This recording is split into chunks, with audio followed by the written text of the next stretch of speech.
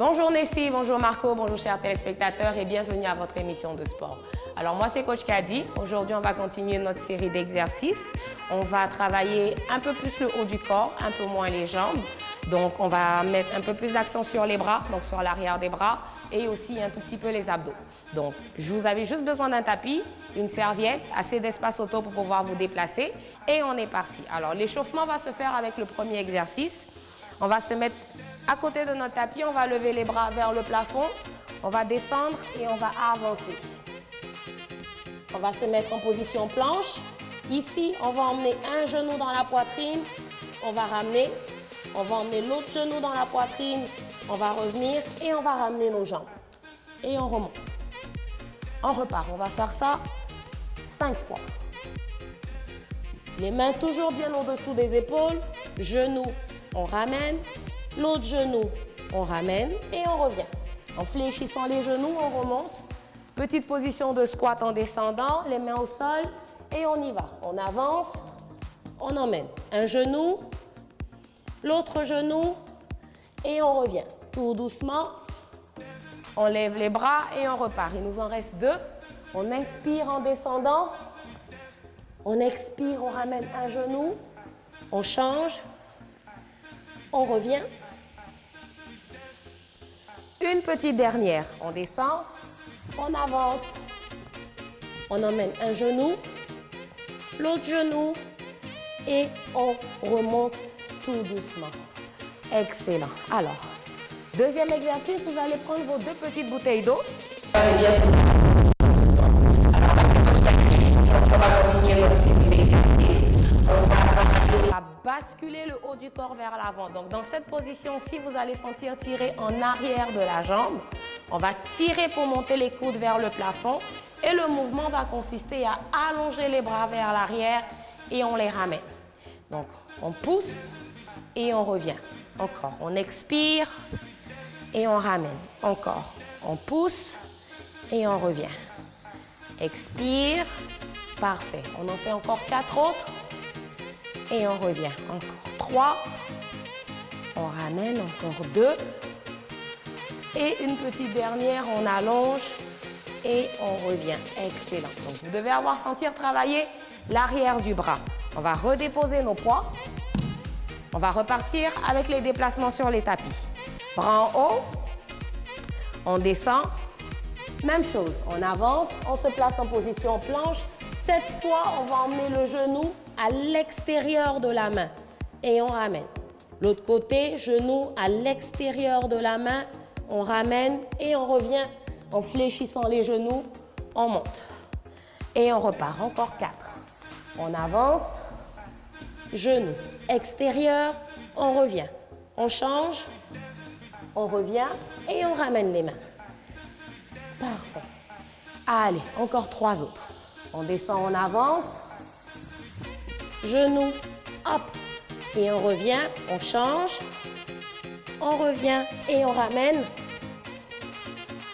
Allez, 2 autres. Vous êtes capables. On descend. Et on y va. Genou, on ramène. Encore. Genou, on revient. Une dernière. C'est parti. Genou, on ramène, genou, on ramène et on remonte. Excellent. Alors, notre petite dernière, vous allez prendre cette fois votre grosse bouteille d'eau. Toujours les jambes écartées à la largeur des hanches. On va commencer avec le poids au-dessus de la tête. Alors, je me mets de profil. Vous devez garder toujours les bras alignés avec les oreilles. L'objectif, c'est de descendre le poids le plus bas possible en gardant les coudes vers le plafond et on remonte. Donc, les genoux sont un tout petit peu fléchis, les abdos sont contractés, on descend et on remonte. 1, encore, et on remonte. 2, encore. Vous devez sentir forcer, toujours en arrière du bras. 4, allez, encore 4 autres. 5, 6, 2 dernières, 7, une petite dernière, 8 et on ramène. Excellent tout le monde. Génial. Alors, normalement, vous devez sentir les épaules, vous devez sentir l'arrière du bras et vous devez avoir senti un tout petit peu vos abdos.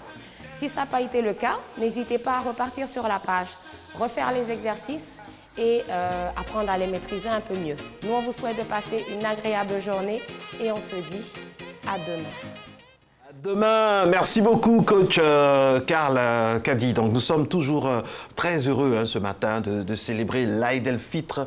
Très bonne fête à toutes et à tous. Et puis voilà, tout au long de ce rendez-vous, on aura de petites surprises, dans le jargon on dit de petits biscuits entre guillemets comme ça qu'on va vous proposer pour être en adéquation avec cette fête. Abbas est déjà là, sanglé déjà dans son boubou, près du corps. Bon voilà, il viendra nous parler un peu de ce qu'il a prévu aujourd'hui. Voilà, et puis on aura... Une chose est sûre, Marco, oui, il y aura à manger. manger. On va? Il y aura à manger. Ouais, il aura à manger. Il y aura à manger. Ça sent bon la nourriture, ce plateau, déjà. Bon, on ne peut pas le constater, mais en tout cas, on va manger après l'émission. Voilà, quoi. C'est magnifique. Il y a de bons côtés. Il y a du bon dans Matémono. Il y a du bon aussi dans tout ce que les gens font pour la communauté. Tenez, par exemple, cette initiative de ces femmes-là, engagées dans l'éducation de la jeune fille, c'est une initiative à louer. Et Nessie, donc, qui est très engagée dans tout ce qui est conditions féminines, va forcément apprécier, n'est-ce pas? Bien sûr, c'est important. Une femme éduquée, c'est une femme, bien sûr, qui peut envoyer son pays de l'avant. Voilà. Donc, on regarde cet élément et on revient pour la suite. La scolarisation de la jeune fille. Le thème est au centre de ce rassemblement public organisé par la FADESI, les femmes actives et déterminées de Côte d'Ivoire.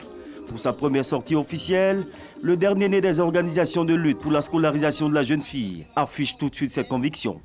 Faire respecter partout où besoin sera les droits à l'éducation de la jeune fille vivant sur la moindre parcelle du territoire ivoirien. Notre objectif premier, c'est d'encourager la scolarisation de la petite fille pour que celle-ci participe demain au développement de son pays de façon active. Plaidoyer auprès des décideurs, grande campagne de sensibilisation, porte-à-porte, formation de pères formateurs, autant de méthodes au menu de la stratégie de la FADESI. Pour être plus opérationnel, les femmes actives et déterminées entendent aussi accompagner les familles les plus démunies. Les parents, c'est vrai que nous allons les encourager, nous allons les sensibiliser, mais nous allons par moments les aider à scolariser la fille en leur donnant des kits scolaires, des manuels scolaires. Fort d'une trentaine de membres, la FADESI espère voir la Côte d'Ivoire aller très rapidement à l'émergence. Émergence qui ne pourra se faire en dehors du dividende démographique que représentent les femmes et les jeunes filles. Ah, c'est bien, ça, très belle initiative, hein, oui. Je m'appelle Bilal, Bilal. Aujourd'hui, c'est pas Marco, c'est Bilal. Je suis en compagnie de Assetou et nous sommes très heureux d'être avec vous. Assetou. J'aurais dit Adja. Non, Assetou. Adja, c'est Kadi. Kadi Fadiga. Alors, Assetou, qu'est-ce qu'on va maintenant pour la suite? C'est vrai qu'aujourd'hui, c'est la fête, mais il y a également d'autres personnes qui sont célébrées, notamment les Élysées, Marco. Aujourd'hui, c'est leur journée. Oui. Ah. Élysée, c'est de l'hébreu Elisha, qui veut dire Dieu agrée. C'est beau ça. Oui, c'est bien. C'est beau. Mon prochain garçon va s'appeler Élysée. Ah bon? Dieu agrée, oui. Élysée Marco. Ah bon? Oui. Ah, pourtant, le nom de son père. Oui.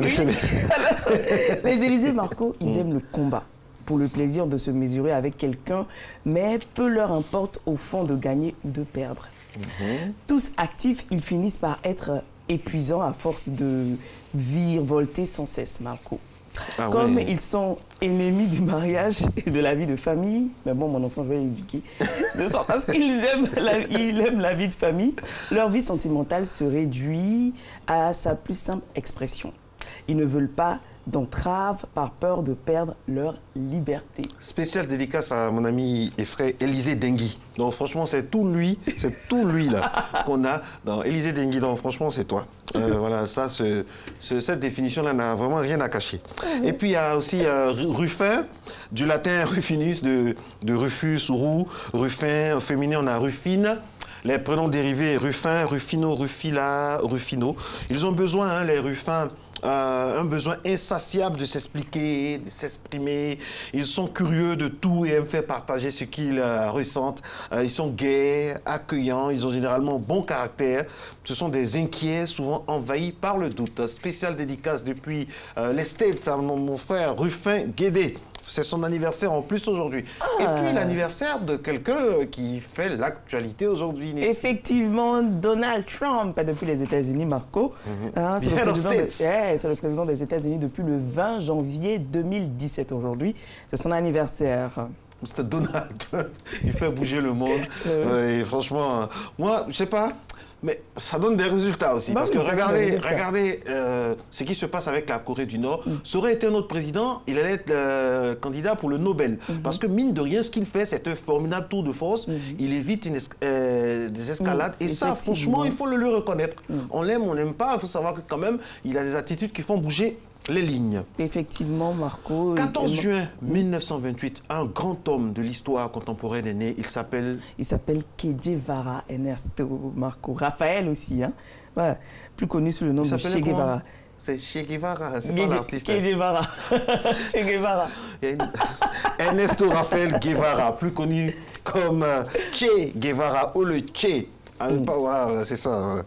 Était un révolutionnaire marxiste. Voilà. C'est son anniversaire de naissance. Et la Claudia Marco, Claudia Tago, c'est son anniversaire également. C'est une comédienne et humoriste franco-ivoirienne.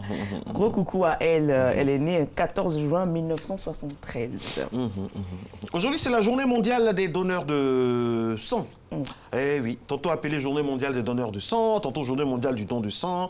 En tout cas, l'objectif, c'est de donner, de sauver des vies. Et franchement, n'hésitez pas, il faut donner son sang. Et puis aujourd'hui aussi, on ne le dira jamais assez, c'est chez nous en Côte d'Ivoire, la fête de l'Aïd el-Fitr. Vous voyez comment, regardez comment Nessie est magnifique dans son boubou. Waouh. Et Marco. Vraiment l'une des... Franchement, quand on regarde ça, on est fiers d'être ivoirien, quoi. Et Marco, quand on regarde cette image-là. Tunique. Oui, non, Nessie, vraiment merci pour ce boubou d'anthologie. J'essaie d'être moins ridicule à vos côtés. C'est pas évident. C'est pas facile. Alors, nous allons avoir maintenant une capsule sur le jeûne du Ramadan qui vient de finir. Explication récapitulative, c'est parti. Signification du jeûne.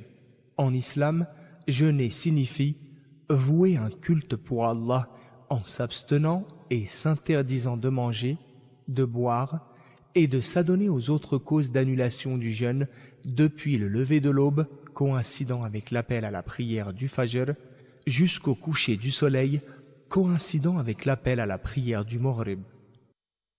Le mérite du mois de Ramadan.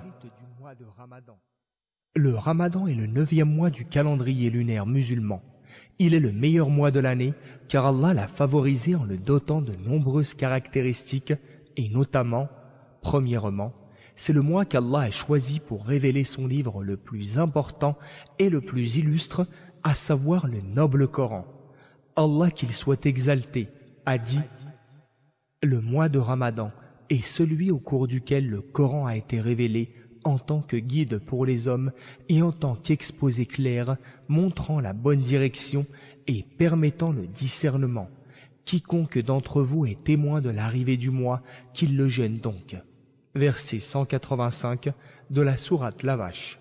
Allah informe dans son livre à propos de cette nuit qui faire du bien est meilleur que faire le bien pendant très longtemps. Il a en effet dit « La nuit d'Al-Qadr, c'est-à-dire la nuit du destin et du décret divin, la nuit de grande valeur, est meilleure que 1000 mois. » 3e verset de la sourate La Destinée.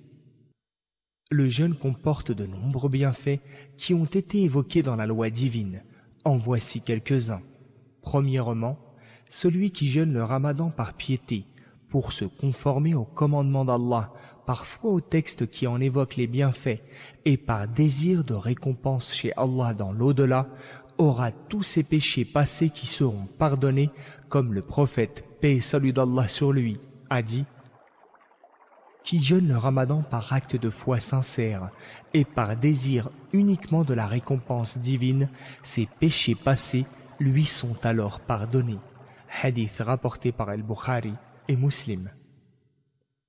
Deuxièmement, le jeûneur se réjouira de ce qu'il trouvera de récompense et de félicité grâce à son jeûne le jour où il rencontrera Allah, conformément à ce que le prophète, paix et salut d'Allah sur lui, a dit « Le jeûneur vit deux joies, l'une lors de la rupture de son jeûne et l'autre lors de la rencontre avec son Seigneur. Hadith rapporté par Al-Bukhari et Muslim. Voilà, récapitulatif, hein, c'est bon à savoir, quoi. Oui, C'est un moment important qu'on vient de finir. Il y a des bénéfices, et surtout quand on fait un jeûne de façon dégagée, sans rancœur, sans rancune, de façon sincère, quand on se décharge, il y a des bénéfices. Sinon, Quand on se décharge, il y a des bénéfices. quand on se décharge de tout ce qu'on Oui, a comme... effectivement. Oui, mais je vous écoute, oui. Non mais... Non, je renchéris ce que vous dites. D'accord, c'est compris. Mhm. Donc voilà, donc si vous avez suivi comme il se doit les prescriptions, bah, vous allez en tirer bénéfice. Ok. Abbas, bonjour. Mélodie Trier, jingle d'abord.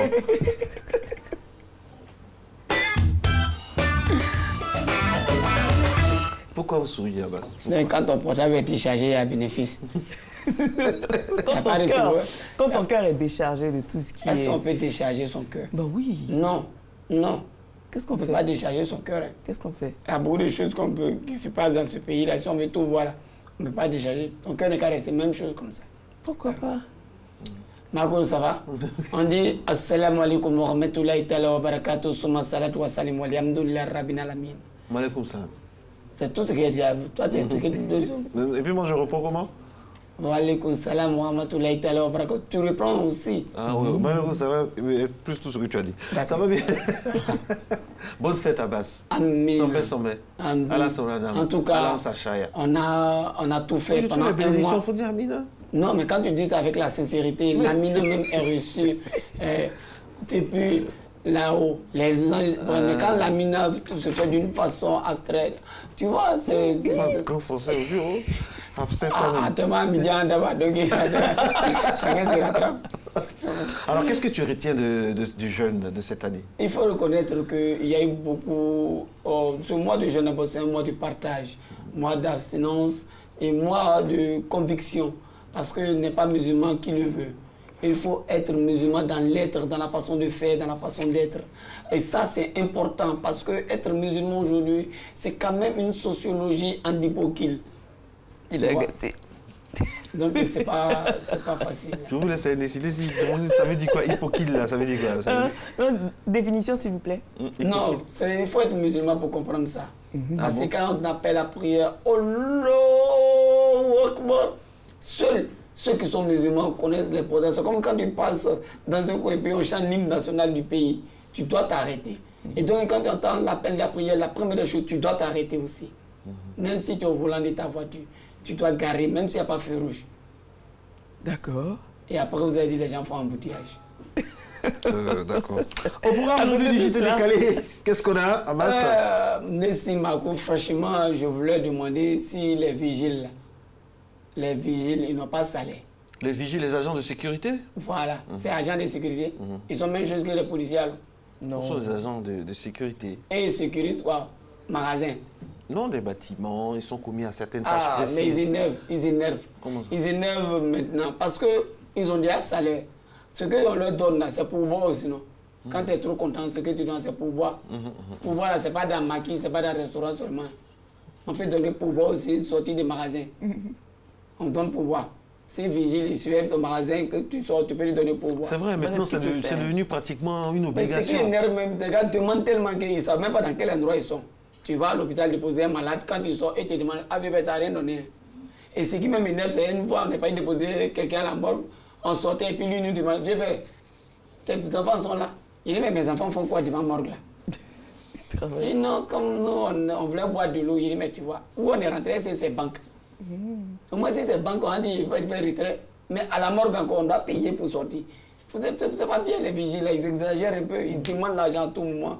Tu ne connais même pas quels sont. Parfois, on t'envoie même pas aller chercher l'argent. Beaucoup d'argent, tu n'as même pas 5 francs dedans. Et puis eux, ils veulent prendre quelque chose. Quand tu ne dois pas dire, lui là, il est trop mauvais, c'est exagéré un peu, franchement. Ils n'ont qu'à comprendre que quand tu veux donner, ça vient de toi-même. Mais quand on te force là. C'est exagéré. Et puis Mme Inaou Zappé va dire, c'est pas juste, c'est exagéré un peu, ça veut dire quoi? C'est exagéré, c'est pas exagéré. Non, c'est exagéré. C'est exagéré? Non, un peu, parce que quand c'est trop exagéré, tu peux gifler ça même. Donc, un peu, ça veut dire, ça te met en boule, mais tu es obligé de faire avec. Donc, c'est ce qu'on appelle, c'est exagéré. C'est vrai qu'ils exagèrent assez quand même. T'as mis assez. Vous avez parfaitement raison. On sait, tout le monde a des problèmes. Même Tout les le monde. milliardaires ont des problèmes. Mais bien sûr. Demander l'argent à tout va comme ça. Et puis moi, ce qui ne me plaît pas souvent, quand vous ne donnez pas, ils s'énervent et on vous insulte même. Bien sûr. Comme Et puis, si, tu viens la là, prochaine fois, si vous venez même... ils nous ouvrent même pas la porte. Oui. Moi, il y a un vigile au plateau là. Comme si vraiment c'était une tontine. Moi, je comprends pas.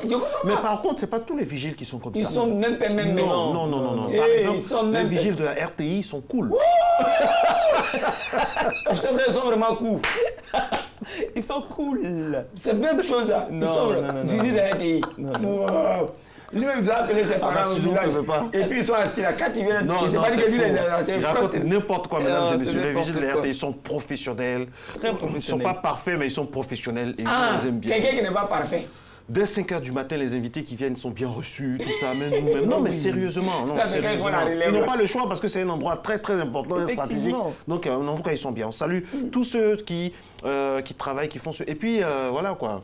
Donc, Surtout on qu'il y a voulait des dire- caméras partout. Donc ils Voilà, on peuvent voulait dire à nos vigiles, là, franchement, respectez votre métier, on va vous respecter. Pas Virgile, vigile. C'est la même chose. Virgile, c'est un prénom. L'essentiel, c'est un souffle ou non.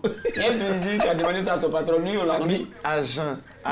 Donc, ils ont mis un agent de sécurité. Des agents de sécurité. C'est un boss là. Matin, le boss il doit aller en voyage. Depuis lui dit au boss, le boss, aujourd'hui, il ne faut pas prendre l'avion. Il dit pourquoi? Il dit non, il ne faut pas prendre l'avion, c'est pas pour il y aura accident. Le boss dit non, comment t'as fait ça? Il dit non, j'ai fait un rêve sur toi. Il dit moi, je te paie pour venir me suivre à ma maison. Toi, tu dors quand tu fais un rêve. Ils l'ont viré. Oh. Mais oui, Souffle, vous savez dire quoi? c'est la même chose. Hein. C'est ce que tu as dit, Virgile. Vigile. Voilà, c'est ça. Vigile, L'essentiel, c'est la vie gardienne. Répète après moi, vigile. C'est pas Virgile. Virgile, c'est un prénom. Hein. C'est un prénom. Ah, d'accord. Vigile. Maintenant- Il y a vigilance dedans. Vigilance dedans. Deuxièmement, aujourd'hui, on va se demander, ceux qui font proverbe là-haut, ils connaissaient Côte d'Ivoire ou bien ils ne connaissaient pas Côte d'Ivoire. Mais proverbe là, ça s'adapte à tout. Mais c'est par rapport Où est-ce aux qu'ils nous envoient? expériences. C'est par rapport au vécu. Donc quand on dit après la pluie, c'est le beau temps là. C'est proverbe ou bien c'est annonce. Les deux. Les deux, proverbe et puis annonce. Après la pluie. Si c'est en météo, c'est annonce. Si c'est dans la vie, c'est proverbe. Mais celui qui a donné proverbe là, il ne connaît pas comment c'est. Pourquoi? Quel rapport? Pourquoi? Parce que quand il y a la pluie, eux, ils n'ont pas beau temps. Mais on dit après la pluie, le beau C'est la temps. beau temps là. Tu peux pas Après la sortir ta pluie, le maison, beau mais la temps. maison, pluie est partie à ta maison. À Koumassi, quand il pleut, après la pluie, on ne peut pas sortir Ouais, et ça. puis le bassin gourou du versant aussi. C'est où ça? Aux deux plateaux là? Voilà, tu vois, Oui. voilà, Carrefour Indéni. Et là-bas, il n'y a pas beau temps.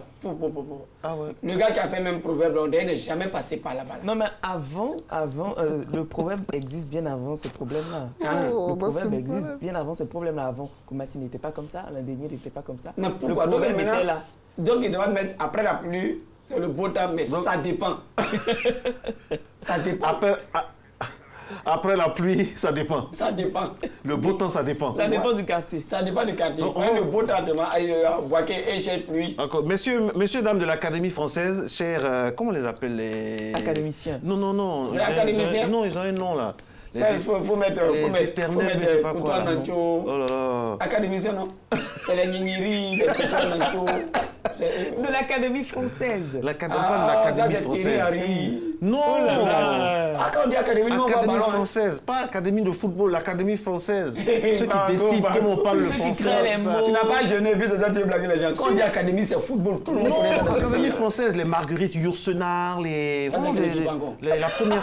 la première femme de l'Académie française. L'académie, il y a la femme. Oui, une femme, la première femme, Marguerite Il faut Yourcenar. le voir. Si on n'a pas parlé, il faut le voir. Et parler journaliste, c'est que parfois, ça te prend, ça te Oh, c'est pas possible. Maintenant, tu crois aussi? Je n'ai pas osé. Pourquoi on dit maintenant? Il dit non, on dit maintenant. Nous, on est présents en Côte d'Ivoire. Maintenant. Les filles, pendant tout le mois de jeûne, tu as ton ami, il est musulman. Il a jeûné. Tu n'as même pas payé Ignan. Tu n'as pas envoyé bouillie, tu n'as pas envoyé sucre. C'est aujourd'hui la fête, c'est ça, tu envoies un message pour dire non, tu veux l'argent pour payer Bazin. Tu as quelle intention? même quand tu veux raqueter, il faut respecter ton raquetage. Il faut respecter ton raquettement même. Les Nessie, là. Quand même. Franchement. Pendant le jeûne, on ne vous a pas vu. Quand tu parles un peu, même quand tu dis non, même tu veux un front. Non, c'est le mois de jeûne, il n'y a pas de front. Mais là, comment tu peux demander de l'argent de Pazin? Toi, tu n'es pas musulman. Ah, c'est ça là, c'est pas vol la main à main. Non, mais ça dépend. De quoi? De vos rapports. Hein? De votre lien. C'est à cause des liens là, tu n'as pas jeûné, tu ne m'as pas envoyé bouillir, tu n'as pas envoyé sucre. Moi, je vais payer Pazin pour toi. La suite, mesdames et messieurs, de cet épisode de raquettage, tout juste après le journal. Vous êtes à Matin Bonheur, merci d'être avec nous. Hamza Diaby est là. Justement, juste après ce journal, là, il va aller célébrer vraiment le jeûne qu'il a observé pendant les 30 jours, avec plus 6 affinités. À tout à l'heure.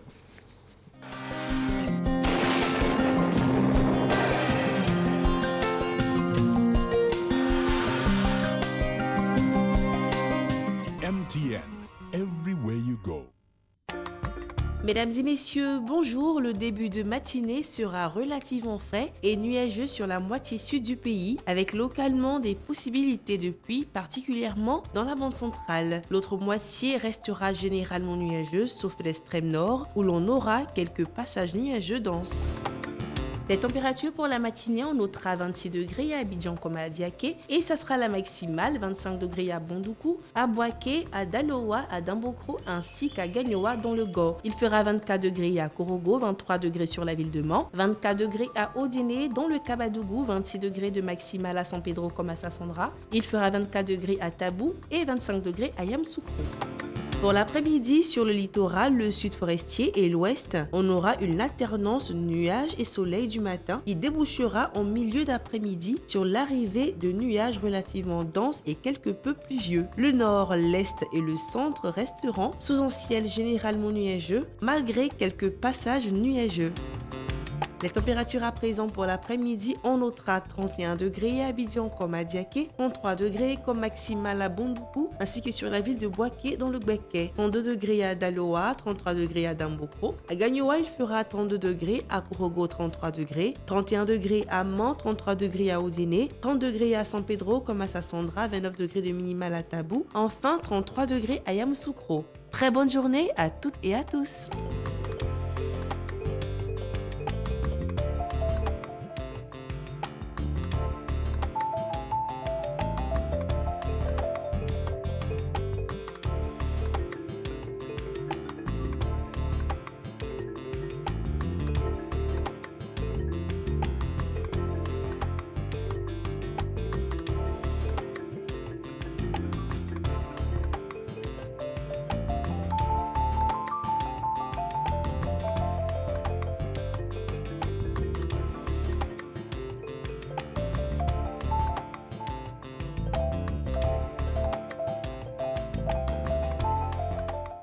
MTN, everywhere you go.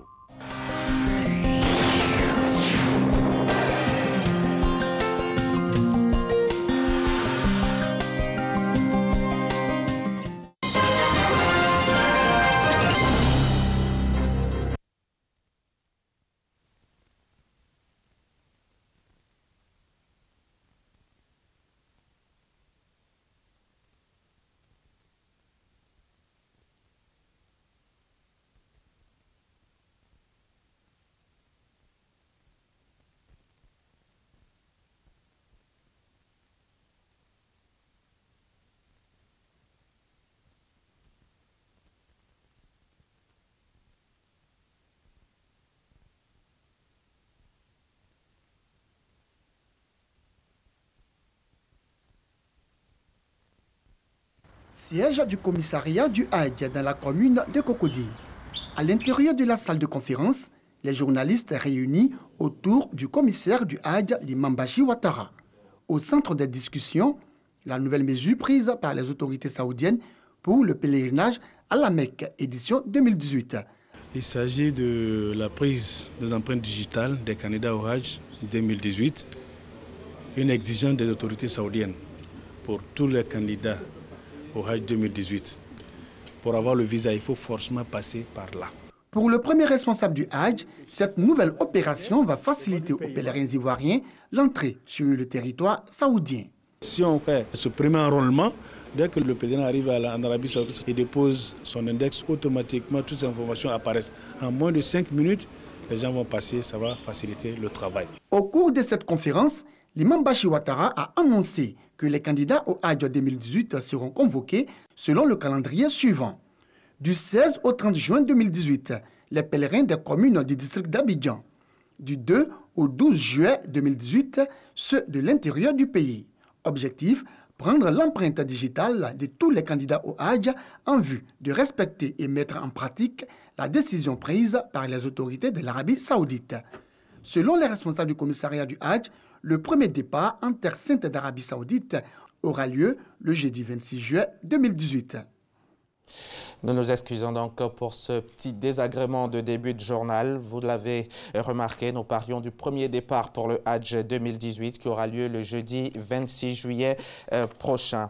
Un drame s'est produit en fin de matinée hier à Yamoussoukro. Un immeuble de type R+4 en construction s'est effondré. Des travailleurs du chantier, une quinzaine au total, étaient encore bloqués sous les décombres au moment où nous réalisions ce reportage. Des personnes secourues ont pu être évacuées au CHR de Yamoussoukro. Le reportage est signé Kader Sogodogo de la station régionale RTI Bouaké. Yamoussoukro, quartier millionnaire, voici ce qui reste d'un immeuble de type R+4 en construction. Une propriété privée qui devrait servir de réceptif hôtelier. Un des travailleurs du chantier, sauvé de justesse, apporte son témoignage sur l'effondrement. Donc moi j'ai dit je vais sortir pour aller manger. Donc sortant du bâtiment, c'est descendu. On avait les électriciens qui étaient là, on avait même les maçons, les aides. On avait beaucoup d'hommes qui étaient sur ce chantier. Ils étaient venus pour renforcer le bâtiment, puisque le bâtiment c'était trop énorme pour la charge et les poteaux qui étaient là. Sur la trentaine de travailleurs qui étaient sur le chantier, 15 sont encore bloqués sous les décombres. Les cris de détresse de certains d'entre eux sous les gravats parviennent jusqu'à l'extérieur. Les sapeurs-pompiers sont à pied d'œuvre pour les secourir. Nous sommes actuellement en cours d'extraction des 3 autres. Nous cherchons toujours un tunnel pour pouvoir atteindre les différentes poches de suivi dans lesquelles les victimes sont encore bloquées. Bon, pour le moment, nous faisons un enlèvement sélectionné des décombres, c'est-à-dire nous sélectionnons les décombres où il y a les victimes. À l'issue, on va procéder à un enlèvement généralisé pour pouvoir voir la structure complète du bâtiment et enlever les autres victimes qui sont en dessous. Quelque chose est prévu pour la nuit? Oui. Des moyens d'éclairage et d'autres outils pour tout ce qui est le forçage, la découpe des morceaux de béton sont en cours d'acheminement. Les secours continuent.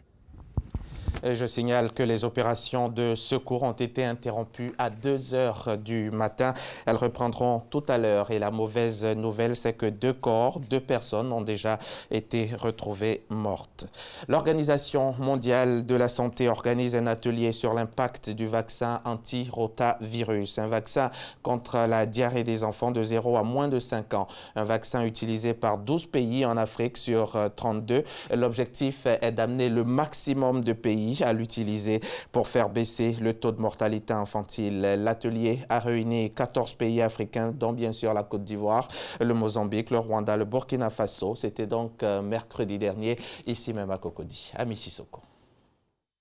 215 000, c'est le nombre d'enfants de 0 à moins de 5 ans qui décèdent de la diarrhée chaque année dans le monde. Selon l'OMS qui donne ces chiffres, ces décès interviennent pour plus de la moitié en Afrique subsaharienne du fait du rotavirus. Le virus est à la base de 38% des cas de maladies diarrhéiques des enfants en Côte d'Ivoire.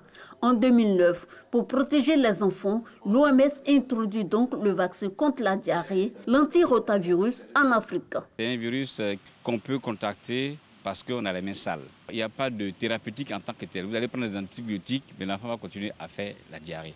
C'est pourquoi il est recommandé de donner le vaccin qui va protéger les enfants contre cette affection.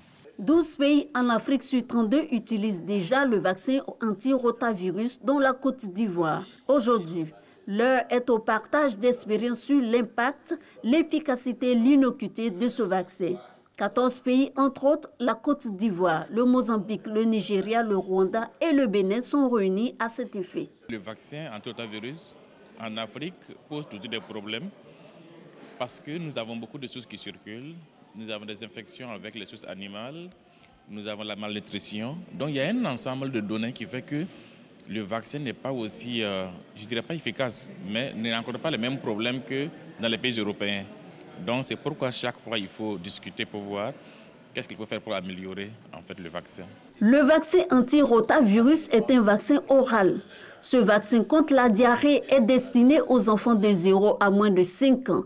Il a été introduit en Côte d'Ivoire en 2017. Sa couverture vaccinale est de 80% selon le programme élargi de vaccination. Vous allez le voir, ils ont entre 6 et 15 ans. Ils sont issus de familles nécessiteuses. Nous sommes au Bénin. On les appelle les Vidomégons. Ce sont des enfants de campagne confiés par leurs parents à des tuteurs nantis en contrepartie d'une rémunération et d'une éducation pour ces enfants.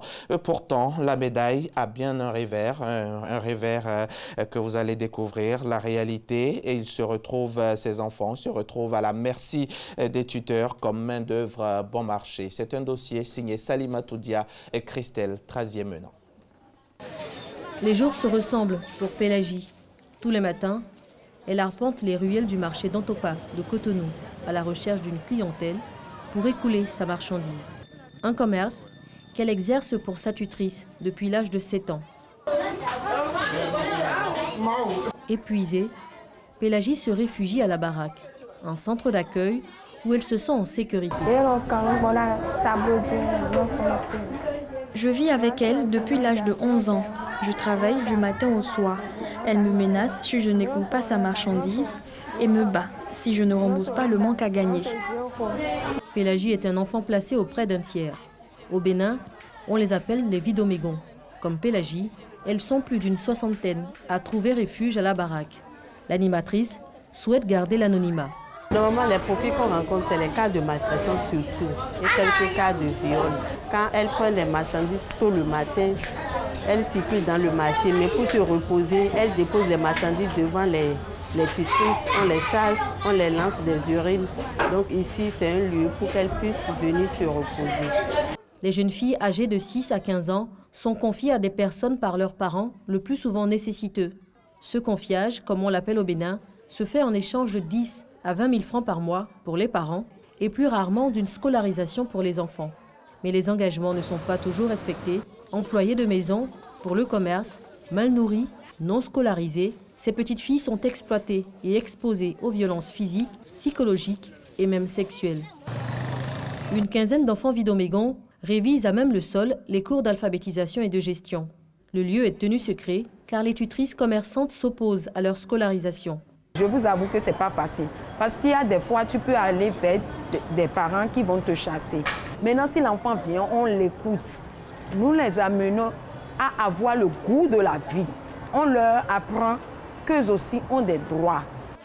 Rares sont les filles qui atteignent le certificat d'études primaires et élémentaires, CEPE. Au Bénin, 7 882 enfants, dont 78% de filles, déambulent dans les marchés de Cotonou. 46% ont moins de 14 ans, selon l'Institut national des statistiques et analyses économiques du pays. Aller à l'école, construire un avenir différent, c'est ce qui a poussé Émilie à la rue. À 9 ans, elle a fui la famille où sa mère l'a placée. Elle m'a placée au premier lieu. Je suis partie de chez la dame. De chez la dame, on est rentré. J'ai passé à peine une semaine avec elle. Elle est encore allée me placer ailleurs. En tout cas, des placements sur placements chaque fois. Et un jour, je lui ai dit non, que je ne pouvais plus. J'avais déjà 8 ans, 9 ans. Je lui ai dit non, que j'en avais marre d'être placée. À chaque fois, elle recevait l'argent et qu'elle partait, moi, je devais subir le coup, que je ne voulais plus. Elle a dit non, que si je ne veux pas de me débrouiller seule, qu'elle n'a pas demandé à quelqu'un de venir dans la vie. Aujourd'hui âgée de 20 ans, Émilie est en classe de terminale. Comme elle, plusieurs filles placées bénéficient de formations professionnelles mises sur pied par les sœurs salésiennes de l'Institut des filles de Marie Auxiliatrice, IFMA. Avec l'école alternative, une centaine d'enfants Vidomégons sont inscrits à un système d'études particulier. On accueille ces enfants pour leur donner une seconde chance de pouvoir aller à l'école et d'avoir le CEP en 3 ans, au lieu de 6 ans dans les écoles formelles. Comme pour rattraper le temps et devenir plus vite autonome. D'autres initiatives de particuliers existent pour venir en aide à ces filles.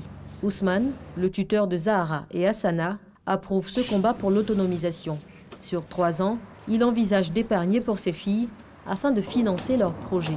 S'il y a une qui décide qu'elle va aller dans l'apprentissage, je le mets dans l'apprentissage, je lui fais tout. Elle va avoir son atelier. Mais s'il y a une fille qui voulait du côté commercial, il n'y a pas de souci. Là, je vais lui donner de l'argent, ce qu'il faut, je vais lui donner. Ils vont faire 3 ans avec moi et le reste, c'est moi qui va s'en occuper. Le phénomène, détourné de son sens traditionnel de confiage à un parent aisé, est un réel business entre parents et tuteurs. Cette déviance traverse les frontières. Certains n'hésitent pas à céder leur progéniture à des intermédiaires qui les conduisent clandestinement dans des pays tels que le Nigeria, le Togo, le Gabon, le Congo-Brazzaville et même les Émirats arabes unis. Un réel trafic transfrontalier. Selon une étude réalisée en 2008, 40 000 enfants sont victimes de cette traite. Les chiffres interpellent les autorités et la situation inquiète l'UNICEF. Nous avons appuyé la Direction générale du travail pour l'élaboration d'une charte qui est assortie d'un protocole d'accord avec un plan d'action pour que les enfants ne soient pas exploités dans ces marchés. Le code de l'enfant prévoit des sanctions. Et ça va de simples amendes jusqu'à des peines de prison selon la gravité de la situation. Selon les accords que nous avons avec chaque pays, nous réussissons à faire revenir les enfants, à les réintégrer dans leur famille. Pour l'heure, la pratique reste une triste réalité et un cauchemar pour des milliers d'enfants africains. Pélagie, Émilie, Zahara et Hassana sont des noms empruntés afin de préserver leur identité. C'était un grand reportage signé Salimatou Dia et Christelle Trazier-Menant. Dans quelques heures, le coup d'envoi du mondial de football 2018 en Russie sera donné. La cérémonie a lieu dans le stade Loujniki à Moscou. Le match d'ouverture de la compétition oppose le pays hôte à l'Arabie Saoudite et des dizaines de milliers de supporters de tous horizons affluent dans le centre-ville de la capitale. Je rappelle que 5 nations représenteront le continent africain et le coup d'envoi c'est pour 14h30 tout à l'heure donc et bien sûr vous pourrez suivre cette messe du football sur les antennes du groupe RTI. Une extradition ou non, la justice française n'a pas encore tranché sur le sort de François Compaoré, le frère de l'ancien président burkinabé déchu Blaise Compaoré. Le Burkina Faso a émis un mandat d'arrêt contre François Compaoré, arrêté à Paris en octobre. Il est mis en cause dans l'enquête sur l'assassinat en 1998 du journaliste Norbert Zongo. Finalement, la justice française a renvoyé sa décision au 3 octobre prochain. Et puis, entre Paris et Rome, le torchon brûle au cœur des tensions. L'Aquarius, le navire transportant 629 migrants. L'Italie a refusé que le bateau accoste sur ses côtes. Emmanuel Macron a dénoncé la part de cynisme et d'irresponsabilité de Rome. Le navire, lui, a pris la direction de l'Espagne et de Valence, mais la polémique ne retombe pas. Le ministère italien des Affaires étrangères a convoqué l'ambassadeur de France à Rome. Nous allons terminer ce journal, mais avant de nous quitter, sachez que la communauté musulmane de Côte d'Ivoire célèbre ce jeudi 14 juin la fête de l'Aïd el-Fitr, fête du Ramadan marquant donc la fin du mois de jeûne. C'est ce qu'a annoncé le COSIM, le Conseil supérieur des imams. Le croissant lunaire a été observé hier soir dans 3 localités du pays. Voilà, c'est la fin de ce journal. Merci de l'avoir suivi et très bonne fête de Ramadan à tous les musulmans de Côte d'Ivoire. Merci Bonne beaucoup. fête à vous, Merci monsieur Hamza Diaby. Et puis, je rappelle que vous, votre fête, ça se passe à la télé, hein, ici, tout au long de la journée, comme nous. Voilà, nous sommes là, nous sommes des soldats du micro et de la caméra pour vous, parce que nous sommes à votre service. Dans quelques instants, nous allons recevoir avec beaucoup de plaisir Délice Sarah, Miss Web, pour parler de la lutte contre la criminalité, et Bané Mandjalia, Miss Côte d'Ivoire 2007, qui nous fait l'honneur de sa présence gracieuse sur notre plateau ce matin. Ça fait bien de voir de belles femmes engagées dans les œuvres de bienfaisance en faveur des enfants démunis. Et ça, voilà, ça a retenu notre attention. Ça fait plaisir. Hein. Oh ben oui, ça fait plaisir. Les Miss servent à quelque chose, vraiment, a fait bouger les lignes. C'est bien. Surtout, elles choisissent beaucoup d'actions sociales. Et Bané Mandjalia, elle a fait, il y a eu beaucoup d'actions 2017, oui, elle a fait beaucoup d'actions sociales quand même à son actif. Et ça, on aime ça. Ah bah, s'il vous plaît, pas de commenter. Aux côtés des orphelins, aux côtés des enfants démunis. Des enfants démunis, tout ça. C'est ça que Miss Oué là. Miss Non, Web. Miss Web. Internet. Web, Ah, Internet. faut dire Miss ordinateur, tu dis Miss. Tu m'as dit Miss Web. Donc moi, chez moi, c'est Miss Web. Non, Miss. Donc là, il faut avoir portable à être pour la voir. Elle est jolie, hein, elles sont jolies. Hein. Je les ai vues au maquillage. Par rapport à l'autre Miss qui a fait cheveux, qu'on appelle. Elle a plaqué ses cheveux là. Laquelle? Celle qui ressemble à Nessie, là? C'est pas qui ressemble à qui? Nessie, non, mais tu vois, ça. elle est bien. Avec 1000 francs, elle a été Miss. Comment ça? Elle a coupé ses cheveux. Ça, c'est 300. Elle a payé gel, 300. Et puis elle a payé l'eau, 200. Elle a plaqué ses cheveux, elle est Miss. Quand d'autres ont fait mèche, ça quitte ici. Quand même, pendant la campagne, on l'a vu avec des cheveux. C'est non, elle est belle. On l'a vu. Elle a une beauté, ça veut dire qu'elle a une beauté polyvalente. Oui, justement, elle a une beauté polyvalente. Et toutes les femmes ne sont pas belles avec les cheveux courts. On dit qu'elle ressemble à Nessie, c'est vrai? Moi, j'adore Nessie. Donc, oui, si à tout ce que même tu me dis que toi, tu ressembles à Nessie, moi, je te crois. Dans ma tête, c'est Nessie. N'importe quoi. Moi, c'est oui. Je voulais terminer pour dire, tu es dans la maison de quelqu'un. Mon frère, tu es dans la maison de quelqu'un. Ça fait 7 mois, tu ne payes pas. Tu as eu la chance avec tes locataires. Ouais, tu as eu la chance, tu as payé un poulet de 5 000 francs. Et puis c'est toi, tu mets ça sur Facebook, tu fais post pour dire, les jaloux vont m'écrire. Son propriétaire a mis Michel. Imagine la suite actuellement là. Où les gars, c'est trop. Merci, c'est Abbas, journal décalé. Abbas fait tout? Non, vous savez. Abbas reçoit toute l'équipe de Matin Bonheur chez lui pour la fête. Voilà, toute l'équipe. Je viens de me rappeler que je suis chrétien. Et je rappelle que toute l'équipe de Matin Bonheur, 74 personnes, avec Kadi Fadiga à la tête. Oh, c'est là, elle m'a toujours dit quelque chose de pas bien avant nous. Kadi n'est qu'à rester. La réalisatrice du beau photo tout à l'heure. On dit Kadi Fadiga est la seule personne qui peut trouver un défaut au paradis. La fleur est mal placée. Non, c'est pas perfectionniste. Parfois, quand tu es femme, il faut accepter des trucs. Quand tu fais là, elle va te dire non. Chef, c'est pas moi qui le dis, c'est Abbas. C'est Margot qui a dit, puis j'ai complété. D'ailleurs, au revoir Abbas. Je ne vous permets pas de parler comme ça de la chef. Merci beaucoup d'être à Matin Bonheur. Il est 6h48. On rappelle qu'on aura à la fin de cette émission quelqu'un qui viendra nous parler d'hygiène et de sécurité alimentaire. Il s'appelle Joël Boui, il est hôtelier, c'est un homme magnifique à multiples casquettes. Il est sommelier, il maîtrise l'art de l'hôtel. Il a été à la base donc, de l'installation de plusieurs grandes chaînes de restaurants et d'hôtels en Côte d'Ivoire. C'est avec une formation en Afrique du Sud. C'est une fierté ivoirienne que nous allons recevoir à la fin de cette émission pour la thématique. Effectivement, Marco. Nessie, la suite. La suite, ça sera avec nos Miss. Marco, vous l'avez dit, hein, donc elle se prépare. Miss Deli Sarah, Miss ça, ce sera Web, tout à l'heure. lutte contre la criminalité. On a également Ogbane Madjalia, Miss Côte d'Ivoire 2017, avec qui on parlera de son engagement dans les œuvres de bienfaisance en faveur des enfants démunis. On a une petite respiration, bien sûr, en adéquation avec le moment que nous vivons, c'est-à-dire la fête de l'Aïd el-Fitr. C'est parti.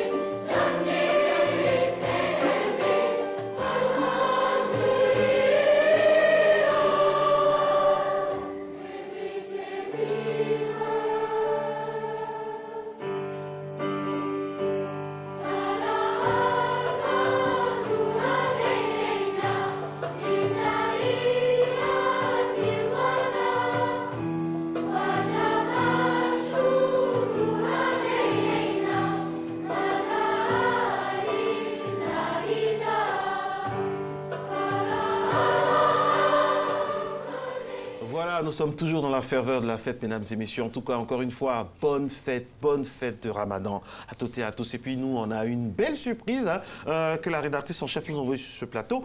C'est le chanteur musulman Diabaté Bakri et ses choristes. Ils ont décidé comme ça de venir faire un cadeau à Matin Bonheur et nous interpréter quelque chose. La preuve.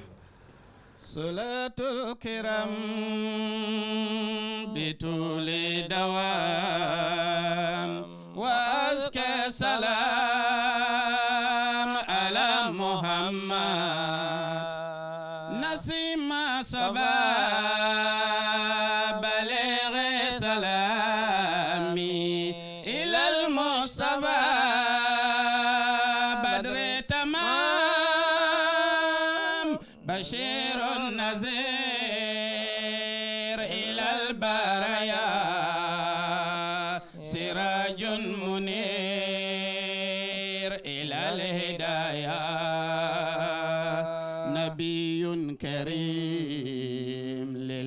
خلق بشرى رؤوف رحيم سرا وجارا مهز الكرم لما أنقدم دياج سلم ومن يفني الله قدره عن كل مرسل سما فقره هذا مفضل. Waouh, magnifique. Quelle prestation, quelle voix. Quelle voix. Bakri, c'est magnifique. Bonne fête à vous. Merci à vous. Alors, un petit message par rapport à cette journée-là que nous vivons. Et vraiment, je salue tous les frères qui sont musulmans, qui ne sont pas aussi musulmans. Et je les salue toutes les sœurs, tous les frères. Toutes les frères, toutes les sœurs. Et que Dieu nous donne longue vie et que ce journée soit une journée gaie. Et assalamu alaikum wa rahmatullah. Merci beaucoup. Merci beaucoup. J'ai pas envie de vous laisser partir. Dernier. Une autre composition avant de partir.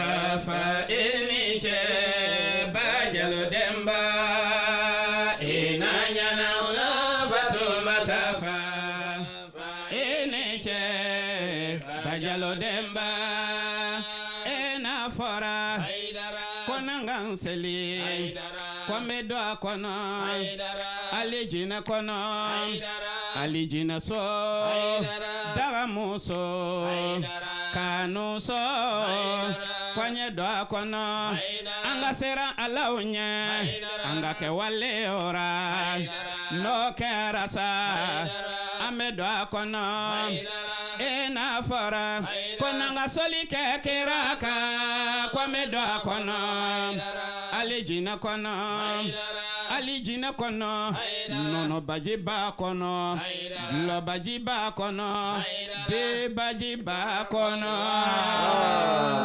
Merci magnifique. beaucoup. On rappelle que vous venez d'Abobo. Oui, donc on salue d'Abobo. toute la population d'Abobo. Tous ceux qui nous regardent depuis Abobo, vraiment. Je salue tout le monde. Merci beaucoup. Et que ce soit pas seulement qu'à Abobo. Oui, et le monde entier, tout le monde entier.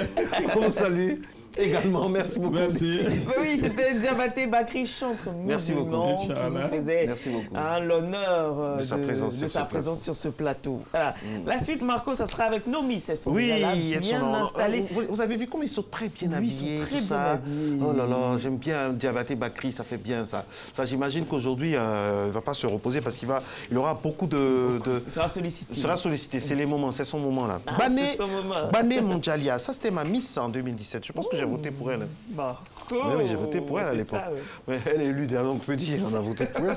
Et puis c'est une Miss qui s'engage pour une bonne cause. Des Miss qui s'engagent, des reines de beauté qui s'engagent. Ça fait bien, quoi. Parce que des fois, on se demande, mais c'est à quoi les Miss? Qu'est-ce qu'elles font? Est-ce que c'est forcément pour, pour être Miss, pour être Miss? Non, mais non, il y a un engagement derrière. Et là, on est très, très heureux de les accueillir sur ce plateau, un jour de fête. Bonjour, mesdames. Mademoiselle, vous n'êtes pas encore mariée? Non, pas encore. Bien de l'espoir. Alors, ça va bien? Ça va très bien, et vous? Oui, ça va, ça va. Et vous, ça va? Oui, ça va bien. Bonne fête de Ramadan, même si vous êtes musulman? Moi, je suis musulmane. Vous êtes musulmane? Oui. D'accord, bonne fête. Merci. Alors, c'est quoi le programme de la fête pour vous aujourd'hui? Après, ici, on va où? On va à la maison. On va à la maison? Oui. Ok, désolé pour vous, j'ai pris votre temps. Non, Alors, pas de souci. plus sérieusement, avec vous, nous allons parler de lutte contre la criminalité. C'est cela. Et donc, les œuvres de bienfaisance en faveur des enfants démunis. Qui ouvre le bal? Qui commence? Honneur à la tradition. Allez-y. Ben, je me nomme Deli Sarah, Miss Web Côte d'Ivoire. C'est comme ça que vous parlez tout le temps. Avant de répondre à la question de Marco, j'ai une question. Miss Côte d'Ivoire, c'est un concours connu, mais Miss Web, c'est quoi la particularité de ce concours-là? Ben, Miss Web, c'est un concours qui vise à valoriser les cultures africaines d'abord et aussi lutter contre la cybercriminalité. Ok, voilà qui est plus clair. D'accord. Alors vous, votre engagement, c'est la lutte contre la cybercriminalité. Oui. Alors dites-nous plus là-dessus.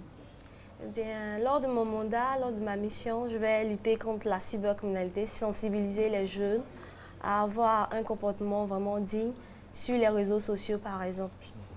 Car on observe beaucoup de comportements malsains sur les réseaux sociaux. Des vidéos bizarres. Oui, des photos et des vidéos à caractère pornographique. De broutage, de tout ça. l'arnaque, de l'escroquerie. On dit que vous, les jeunes filles, vous aimez ça. C'est ça aussi le problème. Est-ce que ça fait partie de votre lutte aussi? Les jeunes femmes sont attirées par ce genre de personnes-là aussi?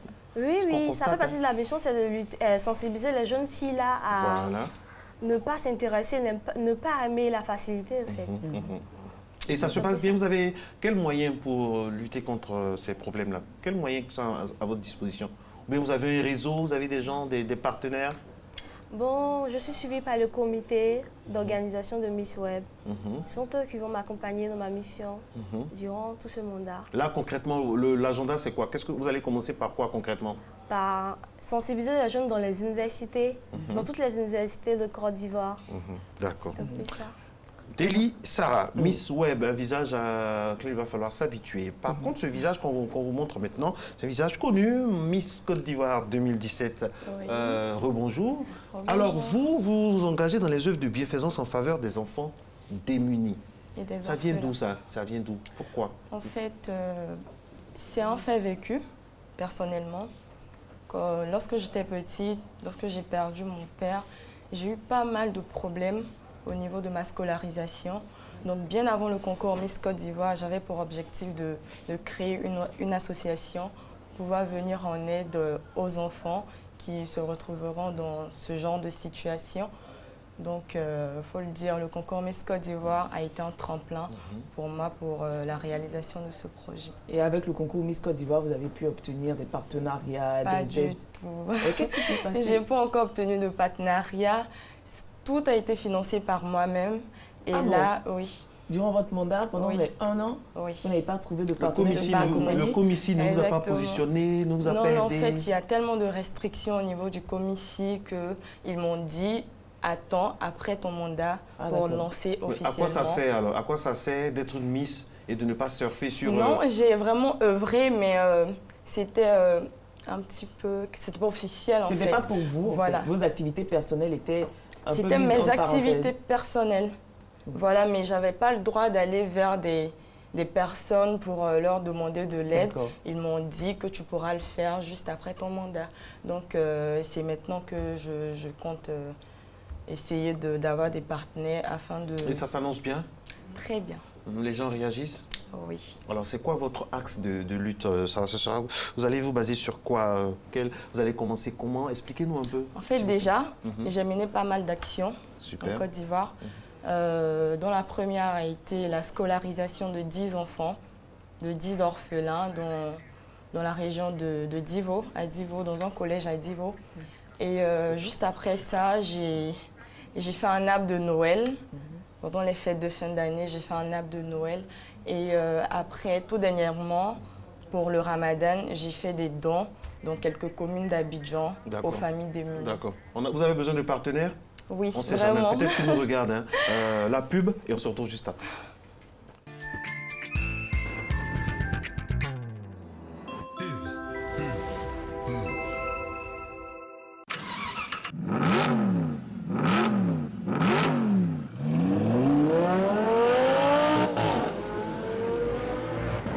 Vous Vous aimez Internet quand c'est illimité et quand c'est rapide? Avec les forfaits DataSpeed de Mauve, c'est vous qui choisissez votre vitesse. Accessible aux entreprises et aux particuliers. Abonnement à partir de 19 000 francs CFA.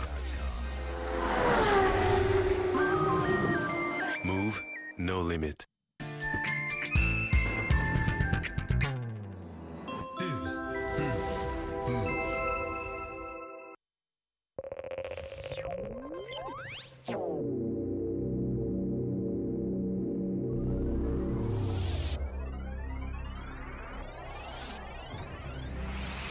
L'Observatoire de la célérité des opérations de dédouanement au code, en partenariat avec la Direction générale des douanes, organise une formation portant sur le tarif extérieur commun de la CEDEAO SH 2017. Quel défi pour l'administration et les opérateurs économiques? Du mardi 26 au vendredi 29 juin 2018 à l'École nationale des douanes de 8h à 13h.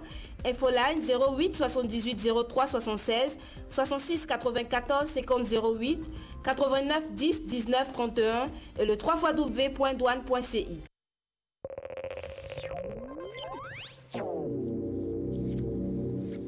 Retour sur le plateau avec nos Miss. Donc on a Miss Deli Sarah, Miss Web. Elle est élue grâce au vote des internautes. C'est pour cette année, hein, 2018. Oui, et puis Miss Côte d'Ivoire 2017, Bané Mandjalia. Nous étions avec vous, donc vous avez réussi pendant votre mandat de Miss à tisser un réseau de relations qui vous est profitable aujourd'hui. Oui, exactement, c'est cela. Alors qu'est-ce que vous avez à dire par exemple? Quel conseil, parce que vous pouvez donner des conseils aujourd'hui, qu'est-ce que vous pouvez donner comme conseil à ces personnes qui se présentent à des concours de beauté sans vision? C'est-à-dire, bon, juste parce qu'on est joli, on vient, il faut un engagement derrière. Quand tu viens te présenter au concours Miss Côte d'Ivoire, il faut vraiment avoir une vision. Il faut savoir pourquoi tu viens te présenter. Moi, comme ça, je me suis présentée parce que je voulais avoir une association. Parce que vous êtes jolie. Pour venir... Merci. Vous ne souriez pas comme ça, il faut que je sois concentrée.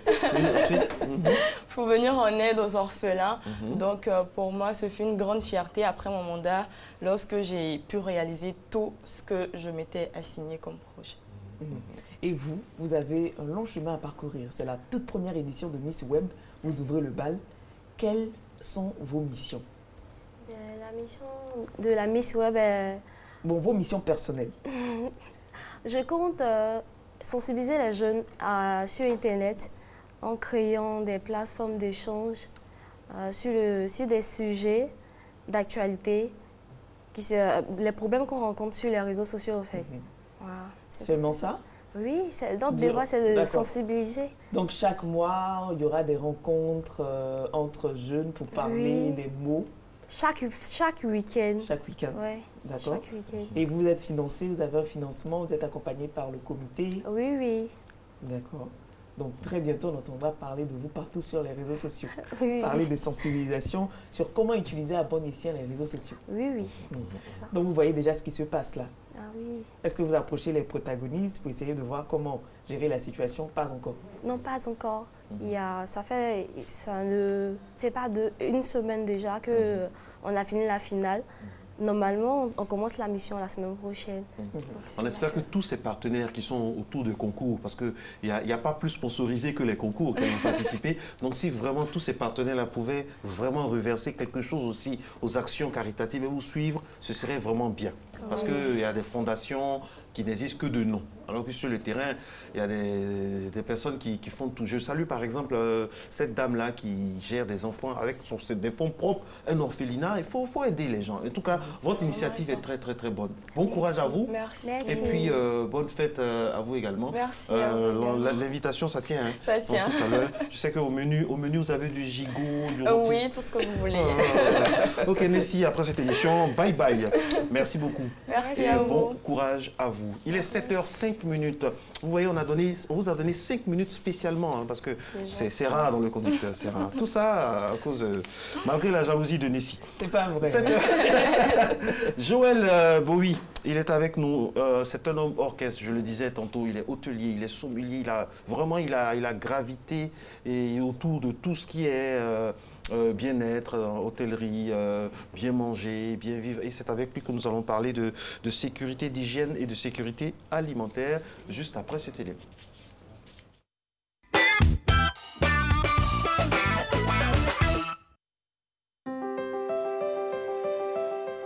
L'hygiène et la sécurité des aliments ne sont pas à confondre avec l'hygiène et la sécurité alimentaire. Ces termes distincts sont souvent mal utilisés pour exprimer la même chose dans le langage courant. En effet, la sécurité alimentaire désigne le fait d'avoir en approvisionnement une quantité suffisante des aliments tout en étant de bonne qualité sans aucun risque de famine. L'hygiène alimentaire, quant à elle, est une expression médicale ou diététique se rapportant au choix du régime alimentaire convenant à chaque organisme. De l'autre côté, l'hygiène et la sécurité des aliments est liée à l'observation des mesures de salubrité garantissant aux consommateurs des aliments qui ne seront pas nocifs à sa santé.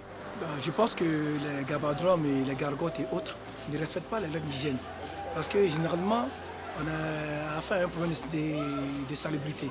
La même huile sert à griller les poissons toute la journée et l'endroit où on lave les assiettes, par exemple, c'est un endroit qui n'est vraiment pas propre aussi. Parce qu'il y a des gabadromes qui sont juste en face des caniveaux et autres, où il y a des mouches un peu partout. On voit des clients qui mangent. Les points ne sont pas trop propices à la nourriture, mais quand même, les gens vont manger, c'est pas normal. Les restaurants et autres lieux de vente de nourriture à ciel ouvert ou de fortune sont certes profitables à bon nombre d'Ivoiriens, vu les prix sociaux pratiqués. Mais l'hygiène autour laisse parfois à désirer. Ils peuvent donc être une porte aux maladies, épidémies et infections. Ces endroits-là peuvent véhiculer des maladies comme la diarrhée et à un degré plus élevé des pandémies de diarrhée. Parce que quand quelqu'un mange d'un endroit qui est peu salubre, il va avoir des bactéries et des maladies. Et si jamais ces maladies sont plus graves, comme le choléra par exemple, ça peut être contagieux pour son environnement immédiat et pour toute la zone là où elle fait cette attaque. Alors, ces consommateurs peuvent avoir des maladies, plusieurs maladies déjà très graves.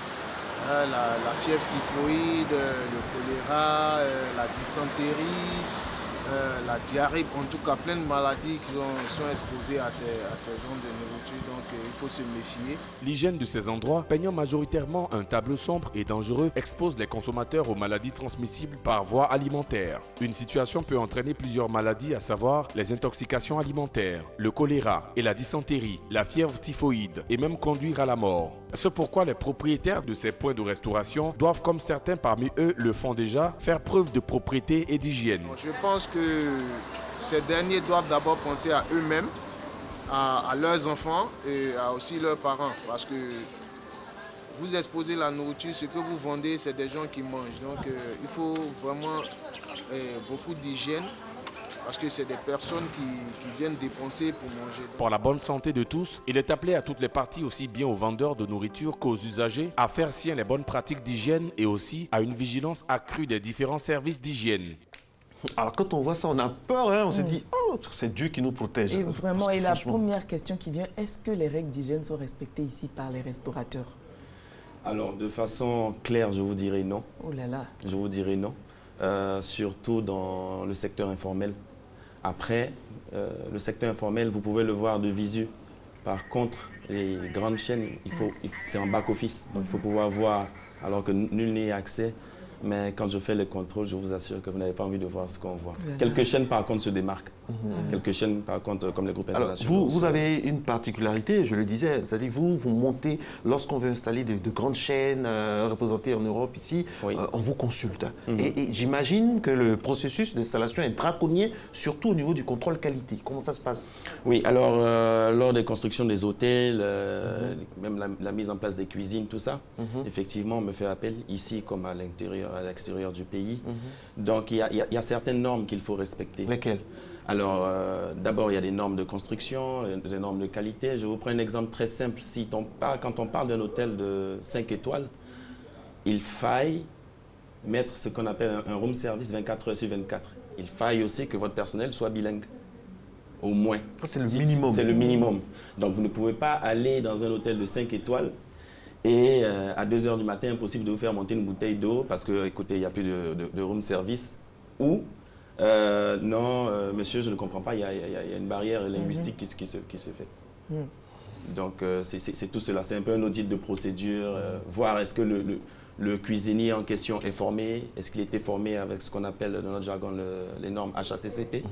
Donc, je veille à tout cela. Souvent aussi des mises à niveau. La semaine prochaine, par contre, je serai dans un établissement à l'intérieur du pays, à San Pedro, justement pour un établissement hôtelier, pour faire une mise à niveau. Est-ce qu'on a un problème avec l'hygiène dans nos restaurants, dans nos réceptifs hôteliers en Côte d'Ivoire? Est-ce qu'on a un problème avec ça? Nous rencontrons un grand problème d'hygiène, mais par manque de formation, je dirais. Par manque de formation. Justement, par manque de connaissances aussi, les consommateurs sont exposés à plusieurs maux. Oui. Notamment à travers ce qu'on mange. Il y a la nocivité du croupillon, de dindon. On apprécie beaucoup alors que c'est nocif. Justement. Donc, comme je disais, par manque de connaissances, on s'expose. Donc, on s'expose à beaucoup de dangers. Donc, le croupillon de dindon, beaucoup de personnes ne le savent pas. Mais j'invite tous les téléspectateurs à pouvoir... c'est ce qu'on appelle communément, pour que tout le monde puisse... Ce qu'on appelle communément cul de dindon. Voilà. Il faut dire ça comme ça. Pour que tout le monde puisse savoir, quoi. Donc, je me permets de dire ça. Sinon, en temps normal, c'est croupillon. Je ne sais pas si Abbas c'est là, parce que lui, c'est toujours ce qu'il dit. C'est croupillon de dindon. Voilà. Tout à fait. Et c'est pas bon. Alors, il est très nocif, comme je dis, par manque de connaissances. Alors, ce qui se passe de façon très simple... C'est toute une industrie que vous tuez ce matin. Au volet industriel, pour faire croître les dindes, on leur injecte une substance hormonale qui malheureusement est cancérigène. Et ce produit se loge justement dans le croupillon. Et le danger, c'est qu'il n'arrive pas à se dissoudre assez rapidement. Et c'est pour cela que lorsqu'on doit mettre les bêtes sur le marché, on fait ce qu'on appelle le sectionnage. Donc on va enlever le croupillon, on le jette normalement, ou on le transforme pour du bétail. Mais ce qu'on fait, on l'envoie ici et les gens le commercialisent. Pour la petite histoire, en 1990 et en 1995, sur le Bénin et le Togo, il y a un arrêté ministériel qui est sorti pour interdire la vente de croupillons, justement, à cause de cette substance cancérigène. Alors, ça ne va pas tuer sur le champ, mais on s'expose à faire un cancer beaucoup plus rapidement. Et en Côte d'Ivoire, qu'est-ce qui se fait concrètement? Faites peur ce matin, hein. Aucune action n'est posée. Aucune action n'est posée en ce moment, parce qu'on le vend ça et là, hein, on peut le voir, aucune action n'est posée. Et Nessis, quand tu regardes la coloration du croupillon, le rouge, il est anormal. Il y a quelques photos. Le parce rouge, que normalement, après friture, ça devrait changer de couleur. Justement. Normalement. Ce rouge-là, c'est dû à ce produit, justement. Et quand vous passez l'après-midi et que vous regardez, lorsqu'il ne fait pas encore nuit, que vous regardez, c'est vrai que vous sentez ce que vous dites là. Voilà. Au niveau de la coloration, c'est un peu bizarre, mais... Et à 80%, on a de la graisse. Donc déjà, il y a des risques de tension artérielle, tout ça, parce qu'il est très riche en nitrate. Il est très riche en nitrate. Et pas que ça. Vous êtes sûr que les autorités ne sont pas informées? Parce que je vois des images, des photos, ça fait peur. Vous êtes sûr que les autorités ne sont pas informées? Il n'y a aucune action, je veux dire, on a quand même un ministère de la Santé. De répression. Est-ce que c'est poussé? Là reste la question, parce que même si je déborde encore en termes de qualité, par mémoire d'homme, je ne me rappelle pas l'hôtel qui ait perdu une étoile, qui n'a gagné une. Comme ça se fait dans le guide Michelin. Donc ça signifie qu'il y a du boulot. Il y a du boulot. Il y a du boulot. Il y a du boulot. Il y a du boulot. Il n'y a pas que ça, il y a également le rognon. On a aussi le rognon. J'ai sélectionné tous ces aliments parce que c'est des aliments qu'on a tendance à consommer souvent par contrainte. Par exemple, on est au boulot, il faut 5 minutes de pause, tout ça. Le rognon en lui-même n'est pas nocif. Mais ce qu'il faille savoir, c'est que vous avez la forme première du rognon qui est vraiment, je vais vous dire, peut-être 500 grammes. Le rognon normal. Et le rognon, c'est des reins. Et le rognon, il sent l'urine. Mais, malheureusement, encore une fois, au volet industriel, vous avez ce qu'on appelle le rognon industriel. Alors, comment ça se fait le rognon industriel? Ils ont des formes, donc des moules, dans lesquels on met du sang et qu'on met en chambre froide. Et c'est ce sang-là qui coagule et qu'on nous vend sur le marché. Donc, vous ne soyez pas étonnés de voir un morceau d'1 kilo de rognon. C'est déjà anormal de voir un gros rognon comme ça à 200. Et posez-vous aussi la question, depuis toutes ces années, le nombre de rognons sur le marché, combien de bœufs sont tués?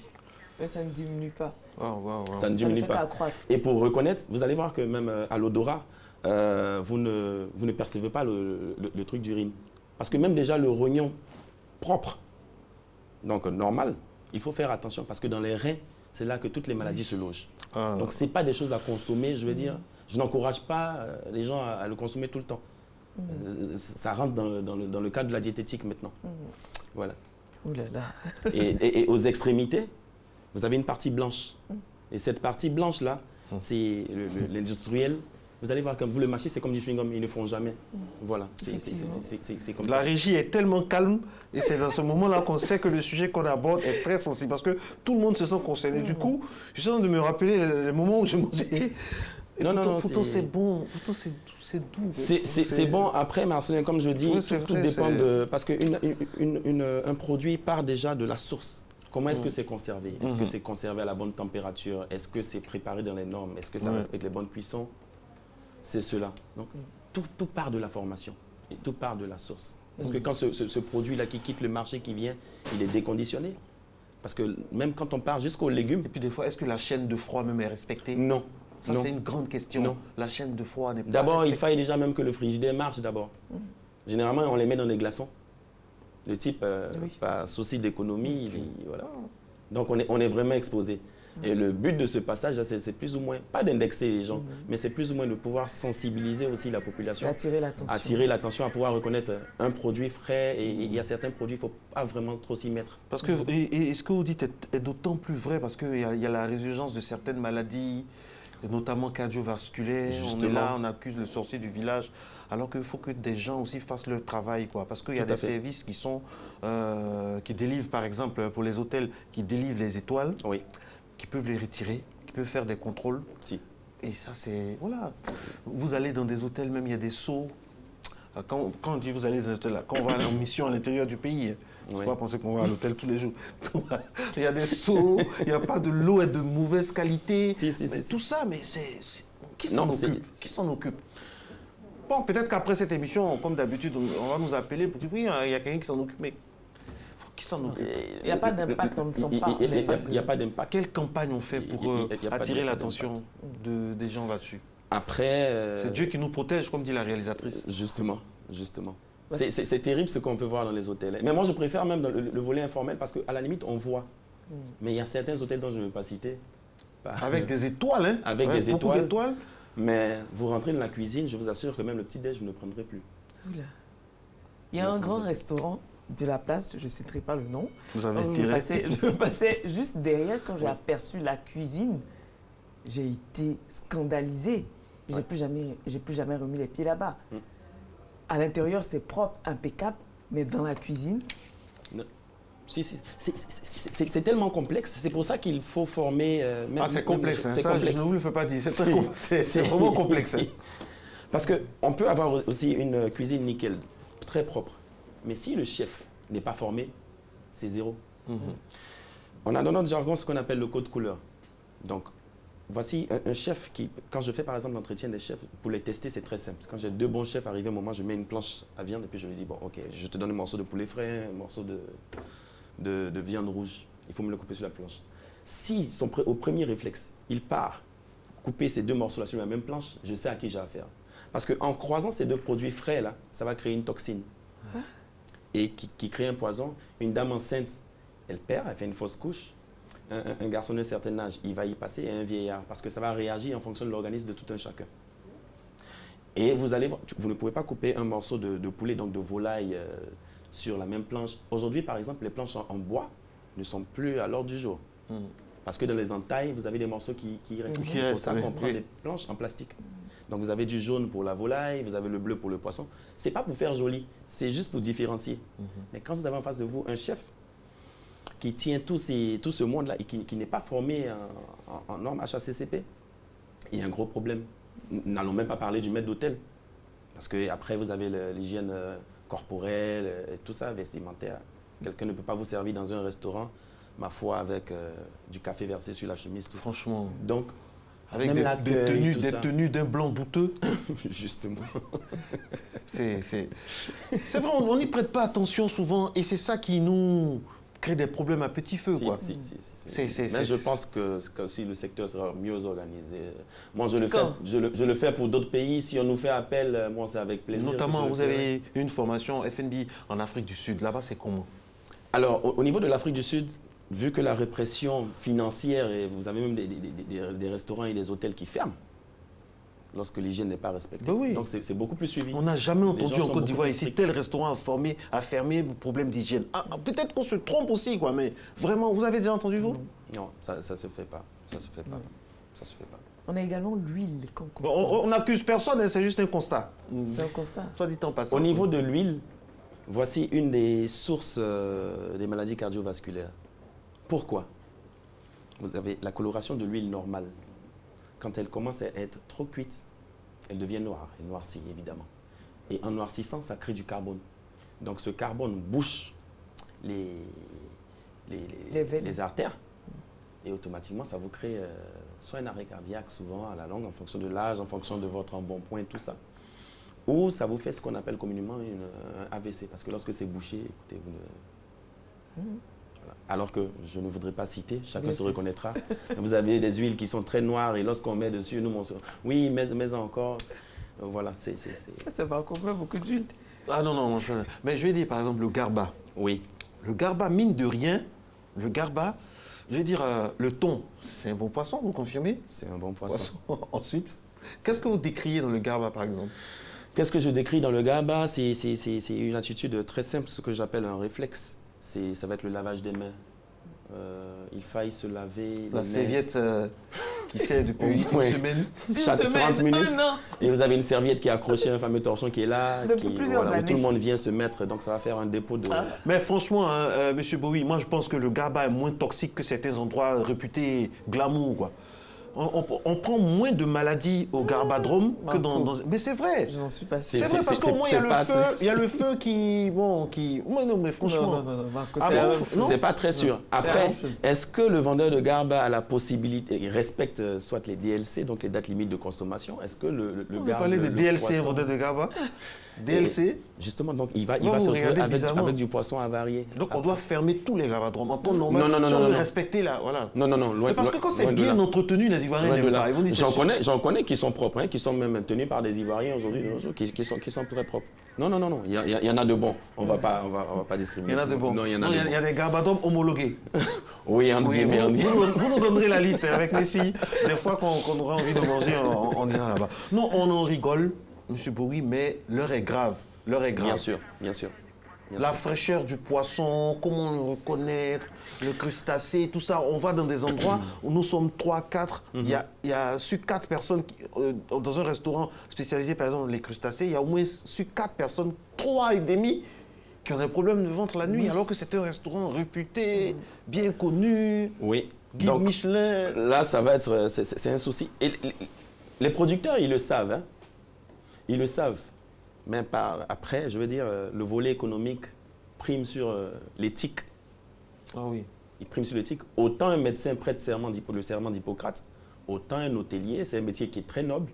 Il y a des serments. Il y a des serments qu'on prête. Mais ce qui se fait, c'est quoi? C'est qu'on a une langouste, par exemple, une belle langouste, un fruit de mer qu'on ne veut pas jeter.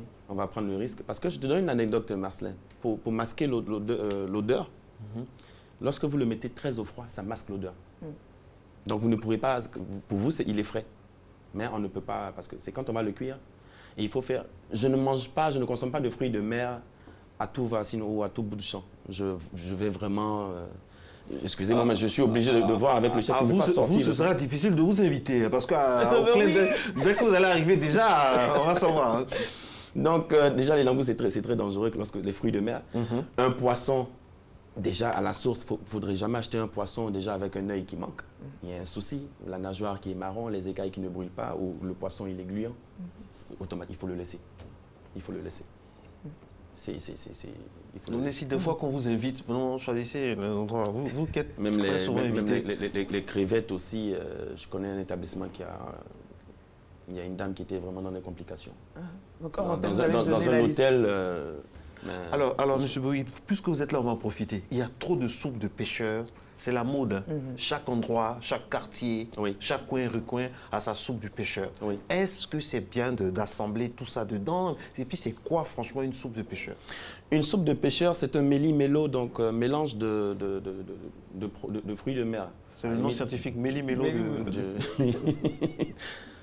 Crevettes, donc tout ce qui est fruits de mer. Voilà, ça va ensemble. Par contre, il y a une chose quand on fait assez souvent, ça c'est au niveau culturel, qui n'est pas bien, mais c'est culturel, donc ça va vous traduire un signe d'opulence, ou mettre de la viande rouge avec de la viande blanche, avec du crabe. ça peut créer une Une contamination soupe avec croisée. tous les animaux de la forêt. Voilà. Donc le monsieur, quand il regarde sa casserole, ah oui, je suis nanti, tout ça. Voilà. Mais c'est les soupes de pêcheurs. Et il faut faire aussi attention en parlant de cela. Faites attention généralement au plat du jour. Je sais que mes amis hôteliers ne sont pas très contents d'avoir divulgué ce secret. Il faut faire très attention parce que généralement ce sont les restes de la semaine qu'on n'a pas pu t'écouler quand donc vous avez un plat, une entrée, un dessert qu'on vous fait à 5 000 francs. Le chef, il est en train de gérer ses ratios, donc il préfère du coup, voilà. Les plats du jour. Il faut faire attention. Donc vous avez le menu et puis souvent il y a les spéciaux. Non, mais en fait, ce que moi je vais faire, chaque fois que je dois sortir manger maintenant, je vais vous appeler et je vais filmer et vous allez me dire, ah oui, Marco, vous pouvez aller là ou pas. Parce que franchement, ça fait peur. Ça fait peur. Non, effectivement. Ça fait peur. Pour nos enfants. J'imagine les frites, nos enfants qui adorent les frites. Oui. Et alors, imaginez dans quelles conditions, les pommes de terre, tout ça. Imaginez un peu quand même. Le risque, il est haut. Il y a un pays de la sous-région qui m'a invité où je dois normalement aller faire un audit. Ce sera mis en place. Ils veulent même faire une émission un peu comme certaines émissions où on rentre dans un restaurant ou dans un hôtel en défaillant. C'est encore en projet. Et je pense que c'est des choses qu'on peut faire ici. Je pense que ça ne coûte rien. Il y a la disponibilité. Il y a un bon vivier aujourd'hui. Aujourd'hui, les mêmes formations que les Européens ont, on les a. Quelle est la solution, M. Bowie, par rapport à tout ça? C'est quoi la solution? Il faut former les gens. Oui, il faut former. Il faut former, il faut sensibiliser, mais beaucoup plus la formation. Parce que tout part de la racine. Il faut former. Vous avez parlé du plan HACCP? Oui. Alors, le plan HACCP, c'est un concept qui a été développé par la NASA. Parce que lorsqu'on doit envoyer des aliments sur une autre planète, s'il n'y a pas de mesures accompagnatrices derrière, vous verrez que c'est nul. Donc, ça signifie HAZARD en anglais, Hazard Analysis Critical Control Point. Donc, c'est juste pour pouvoir cerner tous les dangers potentiels afin qu'il n'y ait pas de risque d'intoxication alimentaire. Mais c'est ainsi souvent quand on va dans des restaurants, on voit oui, cet établissement a été contrôlé, répond aux normes, tout ça. Il y a des structures de qualité, de certification ici. Oui. Alors, à quoi ça sert alors, franchement? Il y a des structures de qualité, de certification, mais Marcelin, chaque jour que Dieu fait est un danger. En hôtellerie, chaque jour que Dieu fait, il y a toujours un danger. Donc, il faut toujours... C'est une nouvelle journée. Peut-être qu'aujourd'hui, mes murs sont propres, mais demain, un chef qui est enrhumé, par exemple, je ne peux pas le faire travailler. Parce que, avec les écoulements, tout ça, il y a des risques. Il y a des risques. Et ça, c'est au niveau formel. Et au niveau informel, il faut une brigade qui vient, qui contrôle. Oui, un peu. Il y a certains pays de la sous-région où on va jusqu'à contrôler les pilons. Les pilons? Oui. Parce que dans la sous, vous avez des hommes même qui pilent au Ghana. J'y ai été au cours d'un séminaire. J'y ai vu.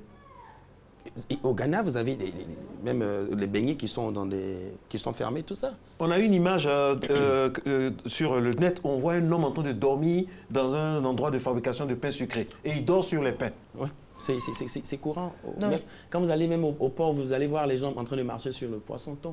Non, mais ici même, le pain est transporté dans le taxi. Dans le taxi, sur un vélo. Ou à moto. Ou à moto, sur un vélo. Moi, je le croise toujours, le vendeur de pain de mon quartier, et il a l'autocuidance de me saluer. Bonjour. Non, mais le pain, non, mais à vélo. Si. À vélo. Si. Il y a du boulot, hein? Il y a du boulot.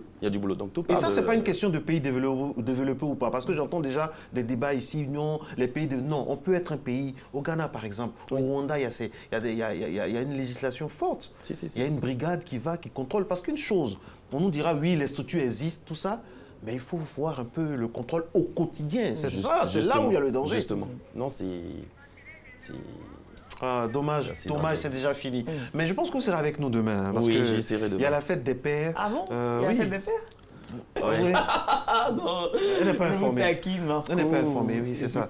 C'est ça. J'attends mon cadeau. Bonne fête, papa Marco. Non, c'est pas aujourd'hui. Je commence déjà. Ah, d'accord. Merci beaucoup à vous d'être restés avec nous. En tout cas, bonne fête de Ramadan. J'espère que vous allez profiter de ce jour férié là pour vous faire reposer. Attention à l'hygiène. Attention à l'hygiène. Et puis attention, il n'y a pas de pont. Demain, on reprend le travail. Oui, je sais, c'est pas facile. Il y en a qui vont dire, oh, Marco, tais-toi. Non. Demain, il n'y a pas de pont. Demain, on travaille. Parce que nous, on se lève à 4 h du matin. Vous pouvez faire ça aussi. Merci beaucoup. Allez, ciao. Bonne fête à toutes et à tous.